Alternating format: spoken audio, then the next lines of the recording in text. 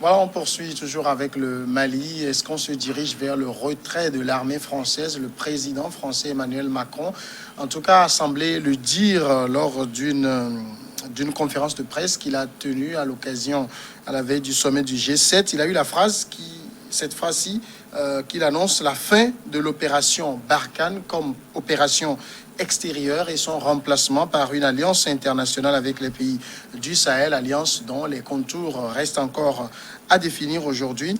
Est-ce qu'il faut, Germain Pouli, conclure à travers les propos d'Emmanuel Macron que l'armée française se prépare à se retirer du Sahel? Bon, du Sahel, c'est trop dire. Le Sahel est assez grand et plusieurs pays, justement, sont concernés par le même problème, le problème de terrorisme.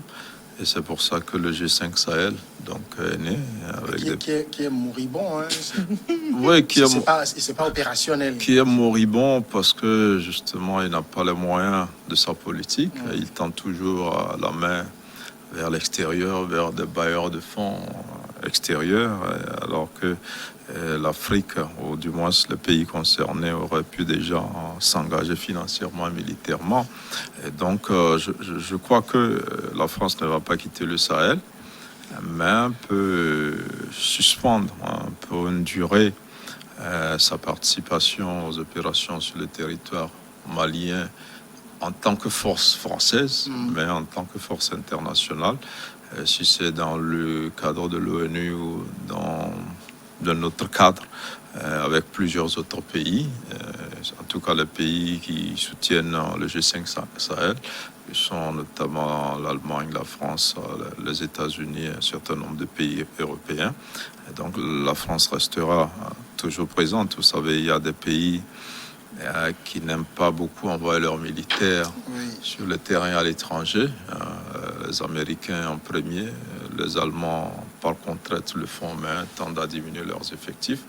Donc aujourd'hui, il n'y a que la France qui déploie beaucoup plus de militaires, même si d'autres pays de l'Union européenne aussi le font.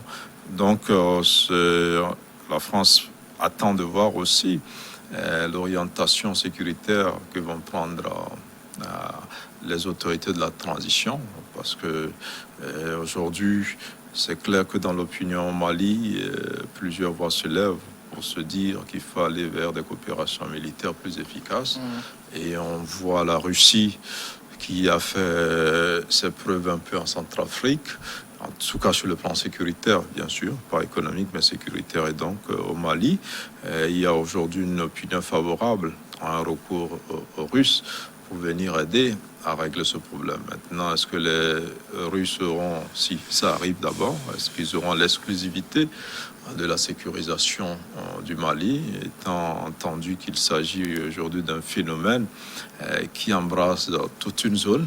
Donc, même si le Mali se protège en interne, les pays frontaliers peuvent abriter des éléments rebelles et dangereux. Donc pour le Mali, est-ce que l'accord que le Mali s'apprête à nouer avec la Russie, est-ce que les autres pays du G5 Sahel vont avoir la même vision et la même démarche? Je ne pense pas. Je crois que d'autres pays sont encore attachés à la France et aux autres partenaires. Donc on attend de voir clairement quelle sera la politique sécuritaire finalement que compte adopter le nouvel homme fort du Mali. Alors ici, c'est le président Macron qui l'annonce, il dit la fin de l'opération Barkhane.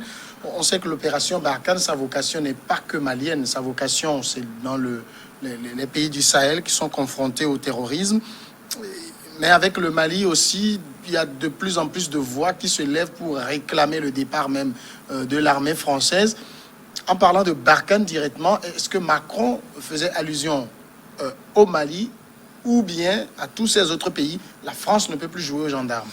Oui, la France a beaucoup plus intérêt à rester dans le Sahel compte tenu de ses intérêts.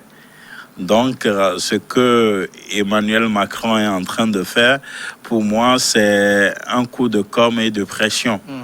C'est-à-dire qu'il voulait faire comprendre aux pays du Sahel, si je ne suis pas avec vous, vous mesurez les risques et dangers auxquels vous ferez face. Donc, par rapport à cette situation où la Russie aussi pointe son nez ces temps-ci en Afrique, je veux faire allusion de la Centrafrique, la France veut gagner davantage en estime et en notoriété dans le Sahel. C'est pour cela que Emmanuel Macron est en train de faire cette déclaration. Mais encore, je ne suis pas spécialiste de la question, mais je suis tenté de dire que la présence même de la force Barkhane, au-delà du fait qu'elle a stoppé l'avancée des djihadistes sur Bamako, pour moi, cette présence est un échec. Est un échec en ce moment où, malgré tous les moyens logistiques dont dispose cette force-là, jusqu'aujourd'hui, ces djihadistes-là continuent pas à frapper et de la dure manière possible. Donc, on se demande, est-ce qu'il faut forcément que la France soit présente? Et puis, ces temps-ci, cette hostilité est déployée contre la France dans le Sahel fait que la France est en train de chercher un échappatoire pour quitter ou du moins se redéployer dans la zone. Vous savez que si cette force-là n'est pas présente, la France n'aura pas la garantie ou la sécurité pour exploiter peut-être l'uranium au Niger et l'or, d'autres ressources dans la zone. C'est un peu comme la France veut se laisser un peu désirer que les pays du Sahel puissent lui courir derrière elle et lui faire la cour. Que non, écoutez, vous êtes un partenaire de premier plan, de premier choix pour nous. Nous avons besoin de vous pour mener ce combat-là contre le terrorisme. Si la France veut quitter, bon débarras. Il y a d'autres. J'ai fait cas de la Russie. Il y a la Russie. Il y a d'autres qui pourront aider à sécuriser la zone. Si vous observez bien, vous rendez compte que dans cette histoire du Sahel, les Américains sont toujours hésitants à s'impliquer véritablement. Parce que la France, quelque part, a amené l'Amérique dans une histoire ni queue ni tête du côté de la Libye. Et aujourd'hui, vous voyez tout ce qui se passe là-bas. Donc, c'est pour cela que sur le cas du Sahel, les autres partenaires, les autres puissances hésitent, ne serait-ce même que financièrement et logistiquement, à suivre la France dans ces démarches-là. Peut-être qu'ils n'ont pas forcément les mêmes intérêts. Donc, si jamais la France fait ses valises dans le Sahel, je me demande comment elle va sécuriser ces différents sites miniers que ces entreprises exploitent. Donc c'est là tout le débat. Et puis jusqu'à aujourd'hui, Emmanuel Macron n'arrive pas à digérer l'affront que la junte militaire au Mali lui a. Donc c'est tout cela. Donc, il cherchait le bon moment, comme ça vacillait un peu au Mali, parce qu'eux-mêmes, ils cherchaient. C'est un peu comme... Et vous voyez les menaces. Il dit d'ailleurs que les autorités maliennes actuelles n'ont pas droit de discuter avec les terroristes. De quel droit? Au même moment, lui-même parle de pays souverains. Mais quand un pays est souverain, est-ce qu'il revient à la France de lui dicter la conduite à tenir? Laissez les pays souverains en question réfléchir à comment trouver des solutions à leurs problèmes. Mais si c'est vrai que le contexte n'est pas la même chose. Mais si nous prenons l'Afghanistan, vous avez vu les Américains à un moment donné, ils étaient obligés de mettre en discussion et les autorités pour que eux-mêmes ils puissent quitter le truc là. Mais au Mali ou au Sahel, la France menace en disant que vous n'avez pas droit de discuter avec les terroristes. Mais on ne comprend plus rien. Alors, en fait, l'annonce du président français Emmanuel Macron, si en fait, à travers ce qu'il a dit, Macron s'adressait plutôt à son opinion, parce qu'on sait que au niveau de la France elle-même, Macron, il cherche à se faire élire, et que l'opinion française n'est pas très favorable à cette opération, cet interventionnisme de la France dans les autres pays. Je rappelle que Barkhane coûte quand même 600 millions d'euros chaque jour. Oui, bon, c'est un peu la complexité du problème. Vous savez, en Afrique, on dit les Occidentaux, ils sont là. Bon, je ne parle pas essentiellement de la France. On voit la France au Mali, mais derrière la France, il y a tous les autres pays, les États-Unis, l'Allemagne, l'Angleterre. Vous allez voir que tous ces pays ont condamné les militaires. Au Mali, ont annoncé même des sanctions. Ça dit qu'ils ont un intérêt. Mais dans leur opinion, les Français, par exemple, ne savent pas ce que les militaires français viennent chercher en Afrique. Quand on dit la France exploite l'uranium, c'est des entreprises à la fois privées et publiques, beaucoup plus privées, peut-être avec une part de l'État dedans qui exploite. Mais les Français n'ont pas le sentiment de voir ce que ça rapporte à la France. C'est seule une élite, ceux qui sont au pouvoir, savent exactement ce qu'ils tirent de l'Afrique. Et dans tous les pays occidentaux, cette élite-là s'accorde pour que les Africains ne soient jamais souverains, aient toujours besoin d'eux, recourir à eux, à leur assistance, et donc qu'ils soient toujours présents un peu chez nous. Donc les opinions, quand on annonce aujourd'hui un soldat français mort au Mali, les gens se disent, mais il faut quoi là-bas, ils n'ont qu'à replier. Ça fait quand même 50 morts depuis l'engagement. Voilà, c'est même ça, par exemple, qui a fait que les États-Unis n'envoient plus d'hommes dans les pays parce que leur opinion a été assez choquée. Et donc, la tendance aujourd'hui, c'est de ramener les gens à la maison. Mais toujours est-il qu'ils ont des points stratégiques au monde où, militairement, ils sont obligés d'être présents. Et ils le font dans notre sous-région au Ghana, à côté, ils ont mis une base militaire là-bas, et donc un peu partout dans le monde. Mais en dehors de ces cas-là où eux-mêmes veulent s'implanter, là où il y a beaucoup de risques, qu'ils perdent des hommes et un certain nombre de choses, ils ne viennent pas. Donc là, on est à la veille de l'élection en France.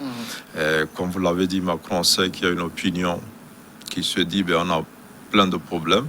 Ce n'est pas le moment d'aller aider les autres. L'argent que vous déployez sur ce terrain-là, alors qu'on ne voit rien en retour. Officiellement, en tout cas, on ne voit pas ce que la France gagne. Et donc, les dirigeants sont en difficulté. Sauf que la réalité, c'est que ces pays-là se font beaucoup d'argent en Afrique. Même si leur opinion l'ignore, il y a certaines voix aujourd'hui qui s'élèvent en Occident pour dévoiler un certain nombre de choses. Mais les dirigeants n'ont pas à dire à leur population là-bas, mais nous allons en Afrique parce que nous dépendons de l'Afrique. Mais ils donnent le sentiment qu'ils viennent nous appuyer, ils viennent acheter des choses chez nous au prix qu'ils fixent finalement. Et puis, donc, cette situation les arrange. Et on est à la veille de l'élection. Macron a envie de ménager un peu cette opinion-là en disant, à partir du moment où c'est les Maliens qui semblent ne pas vouloir de la France ne peut pas insister pour être au Sahel. Mais en même temps, la France sait que dans le cadre d'une concertation européenne, ou bien entre l'Europe et les États-Unis, ils peuvent continuer à appuyer. Vous savez que cette semaine, Joe Biden est en tournée aux États-Unis. Donc, dans l'objectif essentiel de cette tournée, c'est déjà d'unir les Européens pour faire face aux Russes et aux Chinois. Donc, ils sont en train de prendre du terrain et les Russes et les Chinois sont en Afrique. Même si militairement, on n'entend pas parler des Chinois au Mali, ils sont présents. Et donc, ils sont présents et ça ne plaît pas aux Occidentaux qui sont les partenaires traditionnels donc, de nos pays. C'est une autre guerre qui se joue à l'échelle mondiale et qui arrive aussi en Afrique.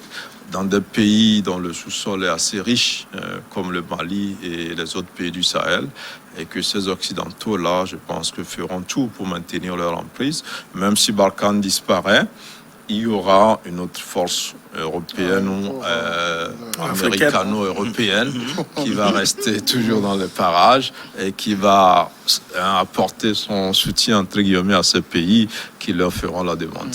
D'ailleurs, dans la plupart des pays africains où elle intervient, la France a tendance à dire si on n'intervient pas et que le terrorisme gagne du terrain, après les conséquences, l'Europe va ressentir.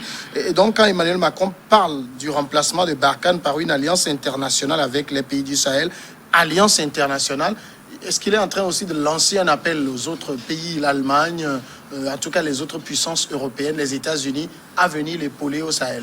Non, je crois l'avoir dit un peu plus tôt que l'erreur commise en Libye, il y a beaucoup de pays qui ne veulent plus se laisser entraîner par la France dans les mêmes erreurs. Sinon, ce cri d'appel-là de la France est lancé depuis au temps de Hollande.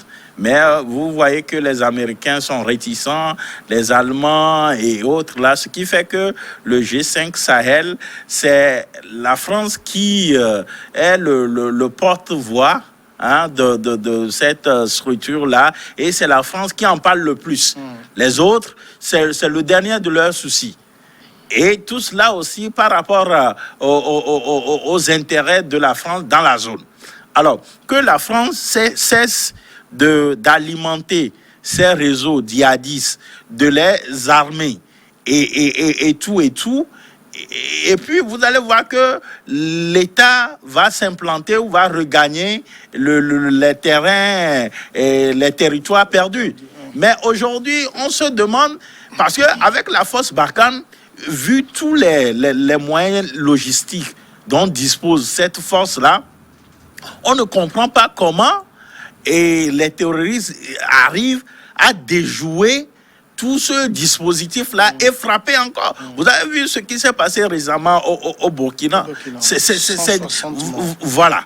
Donc, c'est terrible. Maintenant, nos armées aussi doivent arriver ou plutôt nos États doivent investir maintenant beaucoup plus dans le réarmement de leur armée. Voilà, donc il le faut, parce que vous voyez qu'on déploie les gens sur le terrain en lieu et place des Kalachnikov, ils n'ont que des matraques et autres là. Donc ça pose un véritable problème. Et puis il faut un recyclage de nos forces de défense et autres là. Et je suis heureux d'apprendre que en Côte d'Ivoire, il y a un centre comme ça qui a été inauguré hier, qui serait dédié essentiellement voilà. Mais encore, il faut faire extrêmement attention, parce que là encore, c'est les Français qui vont enseigner, qui vont encadrer les autres là. Donc, les problèmes que nous avons, on parle de terrorisme et autres là,